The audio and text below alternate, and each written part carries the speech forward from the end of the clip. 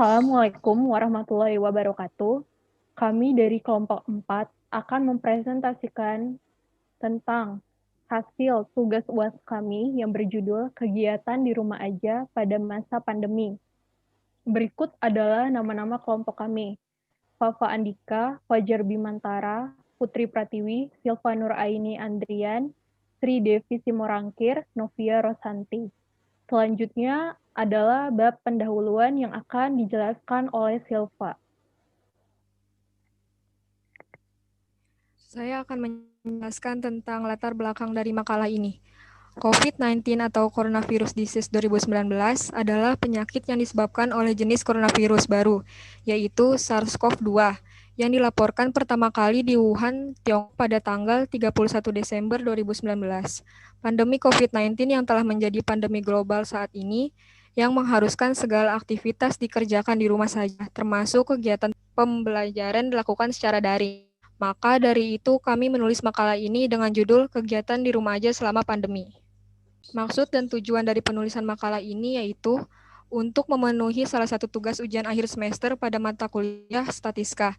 Yang kedua, menambah wawasan dalam meneliti sebuah data kelompok. Dan yang terakhir, memberikan informasi dari data hasil penelitian yang kami lakukan. Masuk ke bab 2, tinjauan teoritis.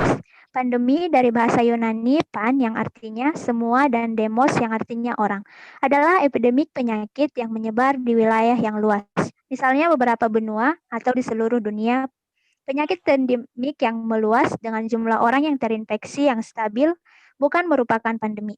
Kejadian pandemi flu pada umumnya mengecualikan kasus flu musiman. Sepanjang sejarah, sejumlah pandemi telah terjadi, seperti cacar atau variola dan tuberkulosis. Salah satu yang paling menghancurkan adalah maut hitam yang menewaskan sekitar 75 sampai 200 juta orang pada abad ke-14. Pandemi saat ini adalah HIV atau AIDS dan pandemi coronavirus atau COVID-19. Menurut Kamus Besar Bahasa Indonesia atau KBBI, pandemi berarti wabah yang berjangkit serempak di mana-mana meliputi daerah geografi yang luas. Pandemi COVID-19 adalah peristiwa menyebarnya penyakit coronavirus 2019 atau bahasa Inggris Coronavirus Disease 2019 atau singkatan dari COVID-19. Di seluruh dunia, penyakit ini disebabkan oleh coronavirus jenis baru yang diberi nama SARS-CoV-2 atau wabah COVID-19. Wabah COVID-19 pertama kali ditemukan atau dideteksi di kota Wuhan, Provinsi Hubei, Tiongkok pada tanggal 1 Desember 2019 dan ditetapkan sebagai pandemik pada tanggal 11 Maret 2020. Selanjutnya kita masuk ke bab 3, metode penelitian. Metode penelitian yang digunakan adalah metode penelitian deskriptif. Metode deskriptif dapat diartikan sebagai prosedur pemecahan masalah yang diselidiki dengan menggambarkan keadaan subjek atau objek. Dalam penelitian dapat berupa orang, lembaga, masyarakat, dan yang lainnya. Yang pada saat sekarang berdasarkan fakta-fakta yang tampak atau apa adanya. Dari objek yang sudah ditentukan, dalam hal ini, beberapa narasumber yang terdiri dari beberapa golongan adalah sebagai sampel pengambilan data. Berdasarkan kajian teori, maka indikator yang kami angkat dalam penelitian ini adalah kegiatan di rumah aja pada masa pandemi.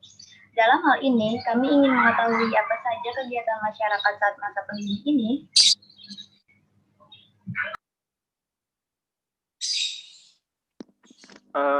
Berikut hasil dari atau hasil diagram koresponden yang kami lakukan. Beberapanya ada pertanyaan dari umur, berapa umur yang mengisi surveinya. Lalu ada pertanyaan pekerjaan, apa saja pekerjaan mereka. Lalu next Mbak. Lalu pertanyaan berikutnya adalah sama mengisi waktu luang, apa aja sih yang dilakukan di rumah saat pandemi? Lalu ada pertanyaan juga, apakah sebelum pandemi masyarakat juga melakukan kegiatan ini saat waktu luang? Next, Mbak. Nah, selanjutnya pertanyaan diberikan yaitu seberapa sering masyarakat melakukan kegiatan tersebut selama pandemi? Dan apakah kegiatan tersebut bermanfaat bagi masyarakat saat waktu mengisi luang di rumah?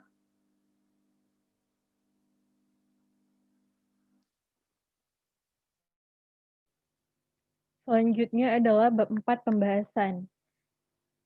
Ukuran gejala pusat. Ukuran gejala pusat adalah suatu ukuran yang digunakan untuk mengetahui kumpulan sampel atau populasi yang disajikan dalam tabel atau diagram. Pertama, kami menghitung nilai min. Nilai min merupakan nilai rata-rata dari beberapa buah data. Nilai min yang kami dapatkan di sini adalah 20. Selanjutnya adalah nilai median. Median merupakan sebuah nilai data yang berada di tengah-tengah dari rangkaian data yang telah tersusun secara teratur. Hasil median kami adalah 22. Selanjutnya adalah modus. Modus merupakan nilai yang ada data, frekuensi, jumlah dari satu nilai dari kumpulan data, maka bisa memakai modus. Total modus kami adalah 22,9 dan dibulatkan menjadi 23. Selanjutnya adalah desil. Desil adalah ukuran letak yang membagi suatu distribusi menjadi 10 bagian. D1 data di atas adalah 15,8. Presentil adalah ukuran letak yang membagi suatu distribusi menjadi 11 bagian. P50 dari data di atas adalah 22,34. Selanjutnya adalah range. Ukuran dispersi. Ukuran dispersi atau ukuran variasi atau ukuran penyimpangan adalah ukuran yang menyatakan seberapa jauh penyimpangan nilai data dari nilai-nilai pusatnya. Yang pertama adalah nilai range, jangkauan. Adalah selisih nilai terbesar dengan data dengan nilai terkecil. Data tabel usia yang kami survei, maka jangkauannya adalah 24 tahun. Jadi range jangkauannya adalah 24. Selanjutnya adalah simpangan rata-rata. Nilai rata-rata hitung dari harga mutlak simpangan-simpangannya. Maka simpangan rata-rata dari tabel di atas adalah 3,14. Selanjutnya adalah simpangan baku. Simpangan baku adalah akar dari tengah kuadrat simpangan dari nilai tengah atau akar rata-rata kuadrat. Maka simpangan baku dari tabel di atas adalah 1,7. Selanjutnya adalah varian atau ragam. Nilai varian adalah dari pembahasan simpangan baku di atas, kita bisa menemukan varian atau ragam dari sampel yang diteliti menggunakan rumus V sama dengan S kuadrat. Varian dari data tersebut adalah 2,89. Jangkauan kuartil. Kuartil merupakan ukuran yang membagi data menjadi 4 bagian yang sama. Nah, jangkauan kuartil dari data di atas adalah 1,34. Berikut adalah penghitungan melalui data analis Microsoft Excel. Tujuan penggunaan analisis regresi adalah membuat estimasi rata-rata dan nilai variabel tergantung dengan didasarkan pada nilai variabel bebas. Untuk menguji hipotesis karakteristik dependensi, meramalkan nilai rata-rata variabel bebas yang didasari nilai variabel bebas di luar jangkauan sampel. Nah, ini adalah nilai korelasi dan regresi sederhana yang kami ambil dari sampel responden melalui Google Form. Yang pertama, data melakukan kegiatan sebelum pandemik semula akan diberi nilai dari tanggapan responden. Yang kedua, untuk data waktu melakukan kegiatan selama seminggu pada masa pandemik akan diberikan nilai tanggapan responden. Selanjutnya adalah, dari data yang di atas, kami mengubahnya ke dalam bentuk angka atau variabel bebas. X itu yang dilakukan sebelum pandemi, dan Y variabel terikat yang sudah kegiatan yang dilakukan selama pandemi. Selanjutnya adalah nilai koefisien korelasi dengan fungsi persen. Jadi nilai persen yang kami dapatkan adalah 2. Penutup, kesimpulan dari makalah tersebut, min dari data tersebut adalah 20. Median dari data tersebut adalah 22. Modus dari data tersebut adalah 23. Q1 dari data di atas adalah 11,21. D1 dari data di atas adalah 15,8.